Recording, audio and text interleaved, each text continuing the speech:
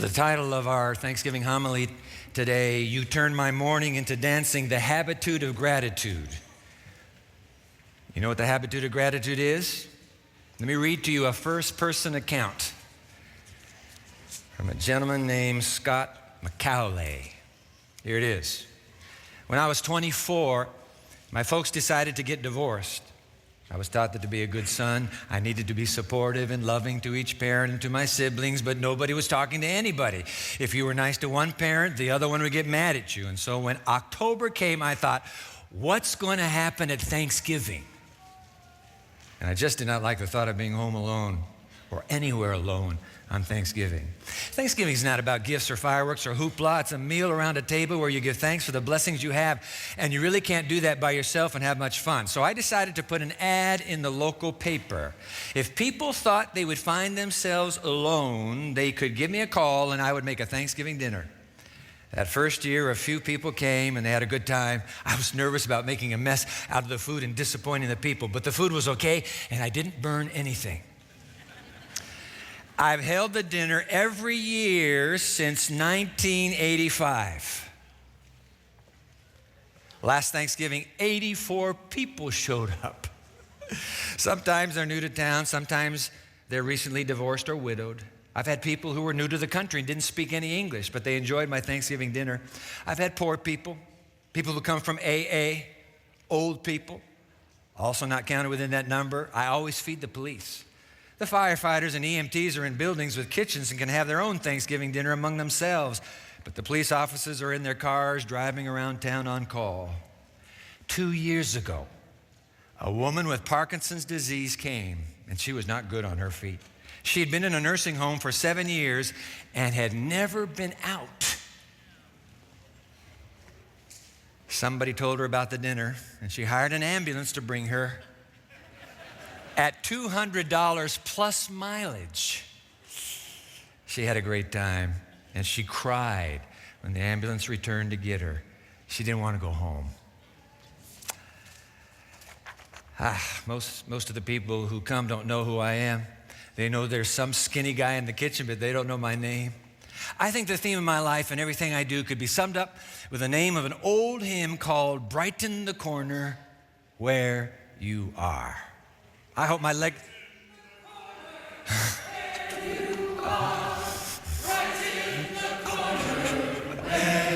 Beautiful, beautiful. Pump from harbor, you may glide across the floor. Brighten the corner where you are. Bravo. They got me by surprise. They got me. That's beautiful. Yeah, it's just a glorious, glorious hymn. So I hope my legacy will be that I came into the world, I brightened the corner, and then I quietly left the world unnoticed. Isn't that beautiful? That's the habitude of gratitude. That word habitude, that's not a new word. That goes back to the old Middle English. That would be the mid-1500s. And it meant and means an act or an attitude that becomes a habit. So we have Scott, who takes this attitude of gratitude, and since 1985, it's become a habit for him.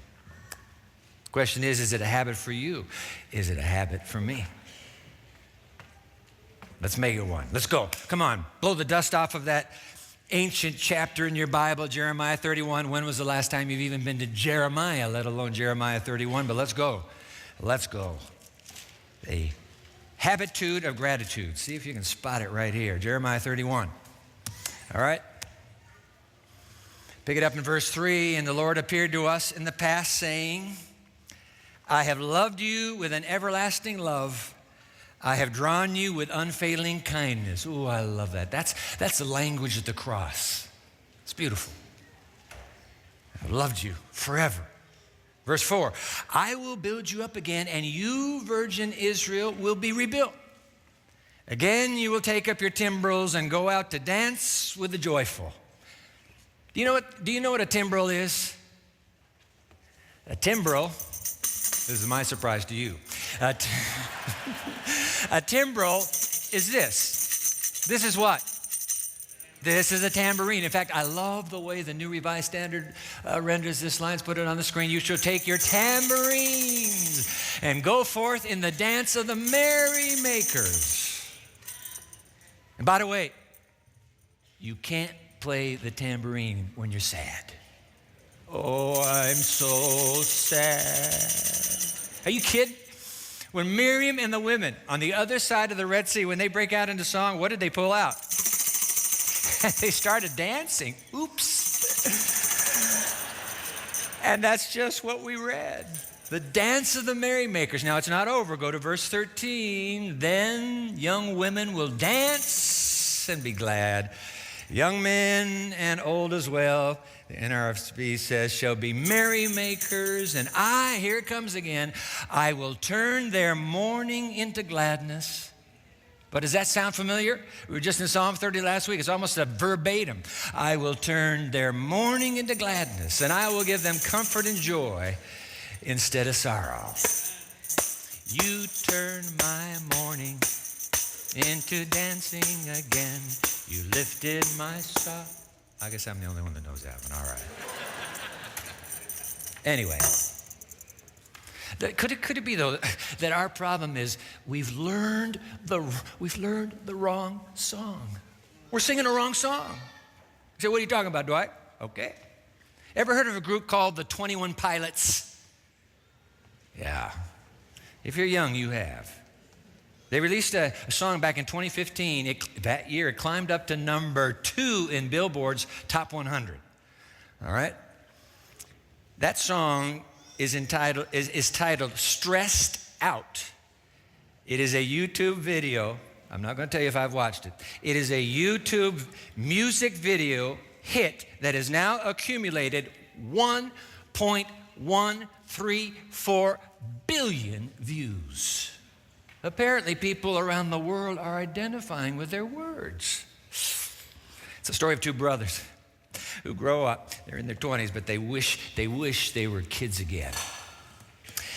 They're riding these big wheels down a suburban street in Columbus, Ohio. They're sipping Capri Suns with straws, and then they start singing. We used to play pretend, give each other different names. We used to build a rocket ship, and then we fly it far away. Used to dream of outer space, but now they're laughing at our face, saying, wake up, you need to make money, yeah. We wish we could turn back time to the good old days when our mama sang us to sleep, but now we're stressed out. We're stressed out. And that goes on for 5 minutes. The psychologist and writer, Jean Twenge, in her new book, iGen, and we referenced that book last week, iGen, a very careful analysis of a new generation now being born between 1995 and 2012. You just do the arithmetic. It's the average college student because it starts at 22, and then it goes to 21, then to 20, 19, and 18. It's the slice called college student. And she's calling them iGeners. And I think the moniker's going to stick. She writes about the song, the words on the screen. The song, Stressed Out, captures this possible link between growing up slowly and mental health issues. iGeners don't get their driver's licenses as soon as millennials did. They're not leaving the house as soon as millennials. They're not dating as soon as millennials. She's saying, is there a connection between this slow maturation and mental health issues? Now, she goes on, as Asbury University student Alyssa Driscoll wrote, the song, Stressed Out, has exactly what we're thinking written in it. It really gets us. Those are her caps. And what is it about iGeners that sets them apart? Twenge again on the screen. iGen is on the verge of the most severe mental health crisis for young people in decades. On the surface, though, everything is fine. Take Laura. She looked at Laura's social media account photos to try to guess her age. Twenge on the screen again, quoting Laura. In Laura's profile picture, she's a girl with wavy brown hair who looks no more than 16, probably 20, 21.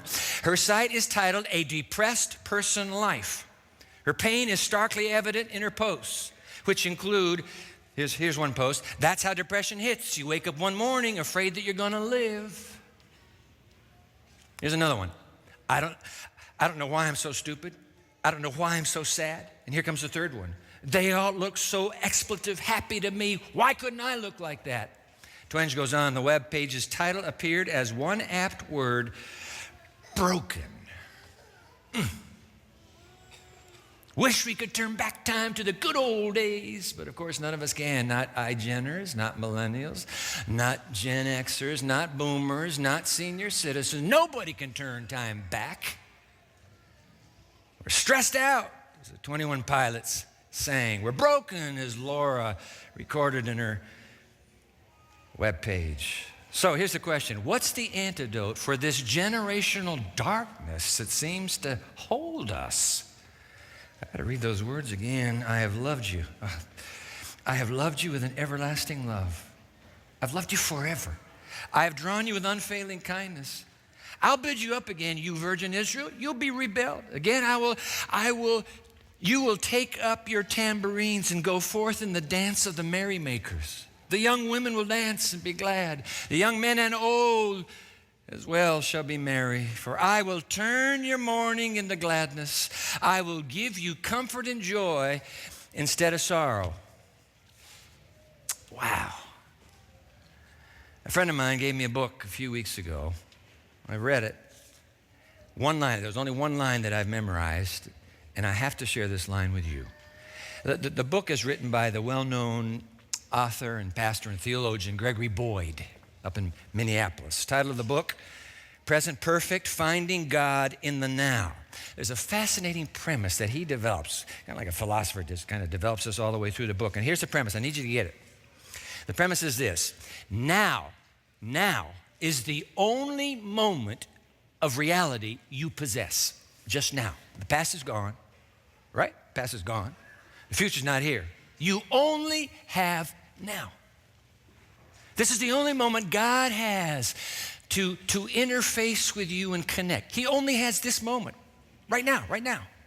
That's why he's called the great I am.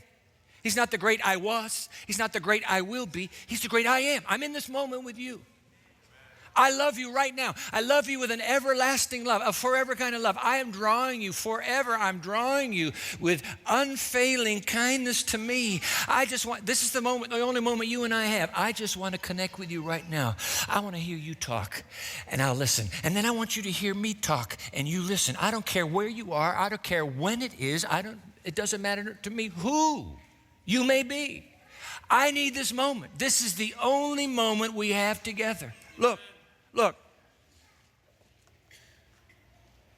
When your depression hurts so bad, it feels like dying, let me have that moment with you. I can turn your mourning into dancing again. Let me feel your pain. When it seems your body cannot survive another day because of all that nature has inflicted on you, I am with you. Let me have that moment. Connect with me. Let me connect with you. Let me feel your fear. And let me turn your mourning into dancing.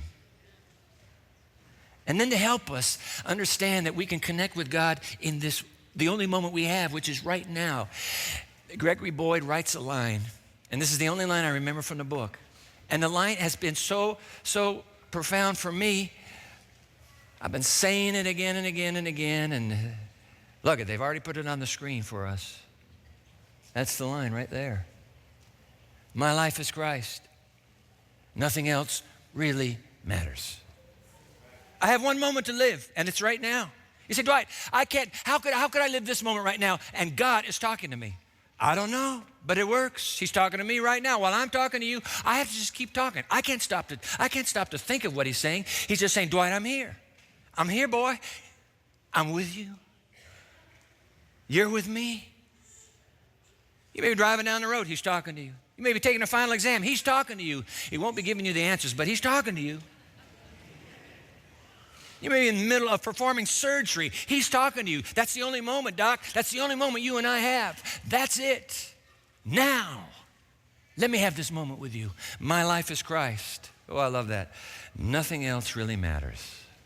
You say, oh, come on, Dwight. How will that turn my mourning into dancing? How does that get me out of my depression? What's that have to do with the habitude of gratitude? Everything. Watch this. I want to end with 3 emotional nuggets. I'm going to share with you 3 emotional health nuggets. Last week we shared 3 mental health nuggets. These are 3 ways for you to connect with God immediately right now so that Gregory Boyd's line can remain your line as it is mine. My life is Christ. Nothing else really matters. So here they are from that little classic Ministry of Healing. Boy, to just read the chapter, Mind Cure, oh, there is so much that I've left out from that chapter. But let's go. Emotional health, and by the way, you have a study guide, and this is all in your study guide. You will have to fill a few words in if the quotation means anything to you. Here we go. Emotional health nugget number 1. When you open your eyes in the morning, thank God that He has kept you through the night. Isn't that beautiful? First thing you think of, you thank God. Thank Him for His peace in your heart. Morning, noon, and night. Let gratitude, there's your habitude of gratitude. Let gratitude as a sweet perfume ascend to heaven. Hey, listen, guys, when we wake up in the morning, if the first thought is, God, thank you, I'm here. That starts as my life is Christ. Nothing else really matters. The day starts. Here comes emotional health nugget number 2. Also from Ministry of Healing. One of the surest, this is vital for some of you, one of the surest hindrances to the recovery of the sick, and that would be physically sick or emotionally sick. One of the surest hindrances is the centering of attention upon themselves, upon yourself. Many invalids feel that everyone should give them sympathy and help when what the sick person mentally or emotionally or physically, what that individual needs is to have her attention turned away from herself to think of and care for others. That's a big deal. Look at Scott. Remember Scott? His parents divorced, blue funk. What am I going to do? I'll open my home up. He seized the moment and said, I got to take the spotlight off of me. I want to think of others. Habitude of gratitude. He found it. And oh, by the way, when you do that, there's a bonus in it for you. Just a few sentences later, put it on the screen for you. Good deeds that you do are twice a blessing, benefiting both the giver and the receiver of the kindness. A double blessing. You're blessing them and you're blessing yourself. Keep reading. The consciousness of right doing is one of the best medicines for diseased bodies and minds. Keep reading. When the mind is free and happy from a sense of duty well done and the satisfaction of giving happiness to whom? To whom? To others, not to yourself. It's not about me. It's about you. Giving happiness to others. The cheering, uplifting influence brings new life to your whole being. My life is Christ. Nothing else really matters. And Jesus, you just love people because you love me. So I'm going to love people just like you. Yep, you and me.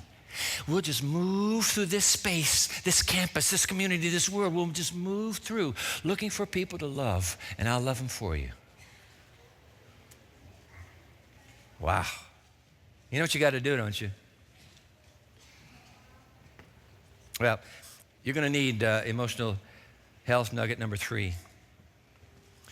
Here's what you can do. Let praise and thanksgiving be expressed in song. When tempted, instead of giving utterance to our feelings, let us by faith lift up a song of what? A song of what? A song of thanksgiving. It's not a one day of the year. It's not a 1 week of the year. It's not a 1 month of the year. It's 24/7, a song of thanksgiving. The habitude of gratitude. Don't let your feelings let you down. Don't let your feelings put you down. Push those feelings. Remember last week, feelings have to follow behavior, and singing is a behavior. If you start singing, I don't care how you sing or whether you can carry a tune in a bucket, nobody cares. You just start singing to yourself, and that will push those feelings back, and now you assert, my life is Christ. Nothing else matters. Not even this that I'm going through. It does not ultimately matter. Because I have Jesus. I have Jesus. So, when we were with our kids and our granddaughter Ella this summer out in Oregon, I did something I didn't tell anybody in the family about. One day when I was alone, Papa was alone with Ella. She just turned 4 a couple weeks ago. I taught her a song that she'd never learned before. I said, Ella, Papa's going to teach you a song. I have decided to follow Jesus. I have decided. Yeah, you know the song. It's a beautiful song. And Ella, she picked it up. She just picked, no turning back, no turning back. She got it down. So we went to watch 4th of July fireworks. So we're coming back late at night. Kirk and Chelsea are up front. Kirk's driving. And Karen and I are packed in the back with Ella's car seat between us. And I thought, man, it's dark. I'm just going to try this. So I leaned over to Ella. And I said, Ella, I have decided. And God bless her little heart, she picked up on that cue, and at the top of her lungs, I tell you the truth, she starts singing out, I have decided to follow Jesus. That's how she calls Jesus. I hope he doesn't mind. Jesus. Her mother is so startled. Chelsea whirls around. What is happening? And then she realizes as Ella's just singing away, so stifling a smile, she grabs her cell phone and she's taking a picture of the whole thing. By the time little Ella, no kidding, by the time little Ella was through, the whole car is smiling.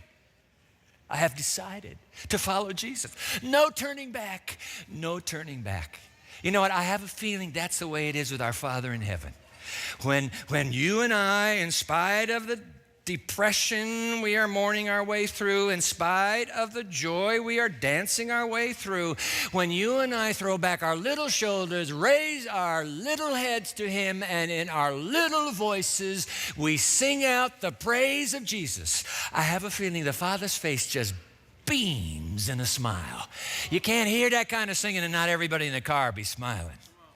Everybody in heaven. Yeah. My life is Christ. I wish he'd put this one to song. My life is Christ. Nothing else really matters.